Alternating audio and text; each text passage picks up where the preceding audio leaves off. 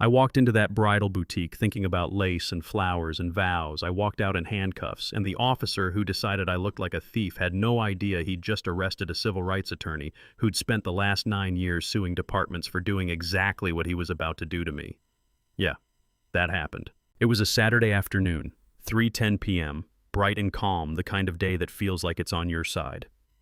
Bella's Bridal Boutique sat on a quiet street in Charlotte, all soft cream walls and gold lettering on the window. I had an appointment. I was 10 minutes early because that's who I am. I show up early, I confirm twice, I say please and thank you. I'd been engaged for 6 months to James, a high school history teacher who still leaves me sticky notes on the fridge. We were getting married in 3 months. That day was supposed to be joyful. You know what I mean. One of those milestone days. The owner, Jennifer, greeted me with a big smile. "Maya, I've got a fitting room ready for you." She pulled a few gowns in my size, elegant but not over-the-top lace sleeves, clean lines, nothing princessy. I remember running my fingers over an ivory dress and thinking, this might be it. I felt light, hopeful. Then the door opened behind me. Heavy boots on hardwood. I didn't turn right away. I thought maybe another customer had come in. But the energy shifted. You can feel it when something isn't right. Officer Marcus Reed walked straight past Jennifer like she didn't exist. His eyes locked on me. His hand was already resting on his belt. He didn't introduce himself. He didn't ask a question. He just said, "Put the dress down." I blinked. "I'm sorry." "Put it down and step away from the rack." Jennifer stepped in quickly. "Officer, she has an appointment. She's a customer." He barely glanced at her. His focus never left me. And in that moment, I knew this wasn't about a misunderstanding. I knew that look. I've represented clients who described that look to me in my office, hands shaking as they tried to explain how an officer decided they were guilty before a single word was spoken. I placed the dress back carefully. My voice stayed calm. "Is there a problem, officer? You were acting suspicious." "Suspicious how?" He didn't answer that. He just said ID. I reached slowly into my purse, narrating my movements out of habit.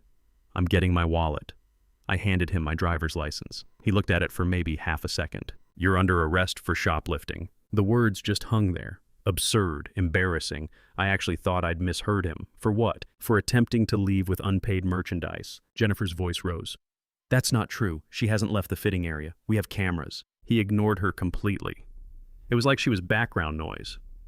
I felt that familiar cold wave settle in my stomach. No matter how educated you are, no matter how well dressed, sometimes to certain people you are guilty first. Everything else comes second. I said clearly, "Officer, I am an attorney. I'm shopping for my wedding dress. What crime do you believe I committed?" He pulled out his handcuffs. "Turn around." I remember thinking, this is happening. In a bridal boutique. In front of strangers. 2 young women near the bridesmaid section had their phones out. Recording. I turned around. I didn't resist. I didn't argue. The cuffs snapped tight around my wrists. Too tight. I said quietly, "They're too tight." He ignored me. He walked me out of that store like I was dangerous.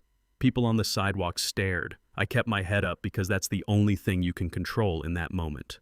He pressed his hand against the back of my head as he guided me into the patrol car, just enough force to remind me who he thought was in charge. Inside that car, I went silent. Not defeated. Calculating. I mentally documented everything. The time, his exact words, the witnesses, the cameras. This is what I do for a living. I build cases. At the station, he processed me like any other suspect. Fingerprints, mugshot, property bag.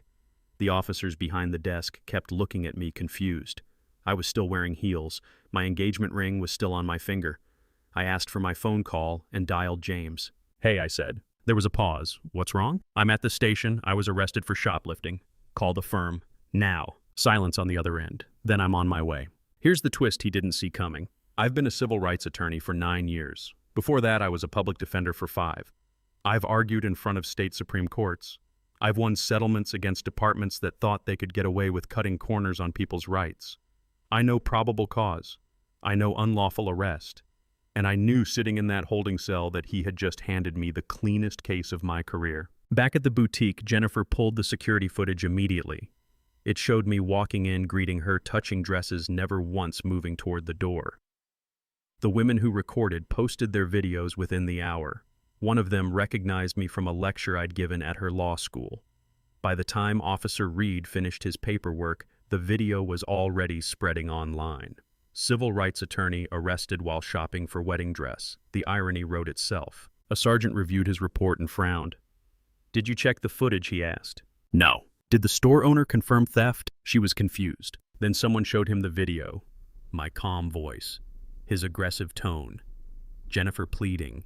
No crime. None. He was placed on administrative leave before I was even released. I walked out of that station 6 hours after I'd walked into that boutique. 6 hours for a crime that never happened. The watch commander offered an apology. It sounded practiced. I accepted it professionally. But inside, something had shifted. It's one thing to fight for clients. It's another to feel cold metal on your own wrists for no reason. The next morning, the story was national. News anchors replayed the footage. Legal analysts called the arrest indefensible. Protesters gathered outside the department with signs that said, "Shopping while black is not a crime." I gave one interview. I kept it measured. I didn't yell. I didn't perform outrage. I just told the truth. If this can happen to me, I said what happens to people who don't have resources or legal training. Through a public records request, reporters uncovered Officer Reed's personnel file, 8 prior complaints, 7 involving black civilians, patterns of suspicious stops, no real discipline, just notes, counseling, training, warning signs that everyone had chosen to ignore. 3 weeks later, he was terminated. Policy violations, false arrest, filing an inaccurate report, conduct unbecoming an officer. His certification was revoked. He could never work law enforcement in the state again. 3 months after my arrest, my firm filed a federal civil rights lawsuit. It was detailed. Security footage frame by frame, body cam transcripts, witness statements, his complaint history. We named him. We named his supervisors. We named the department for failing to intervene despite repeated red flags. The city tried to settle quietly at first. Low 6 figures. I almost laughed. This wasn't about a quick check and a press release. This was about accountability. This was about making it expensive to ignore bias. In mediation, their tone changed. They knew a jury would see that video and react. After 2 long days, the number landed at $8.4 million, $6.2 in compensatory damages, $2.2 in punitive damages, one of the largest civil rights settlements in our state's history. But the money wasn't the point. The agreement required reforms, an early warning system to flag officers with repeated complaints, independent civilian oversight, mandatory annual training on constitutional policing, and implicit bias federal monitoring for 5 years.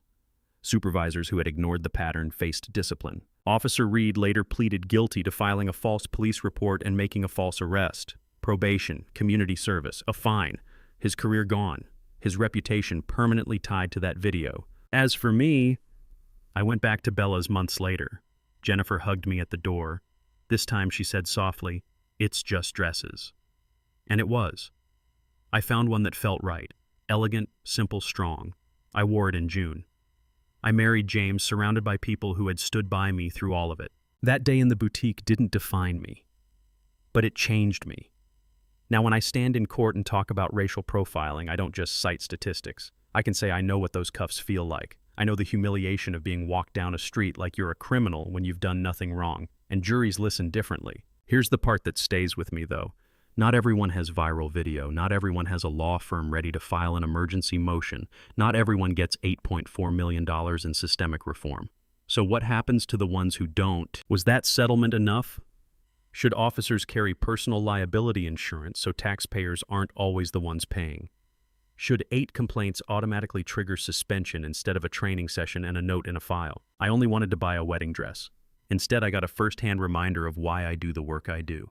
If this story moved you or made you uncomfortable or made you think of something you've seen or experienced, tell me. Drop it in the comments. Share your perspective. Disagree if you want. These conversations matter because justice doesn't just happen. People demand it. And sometimes it starts with someone deciding they won't stay quiet.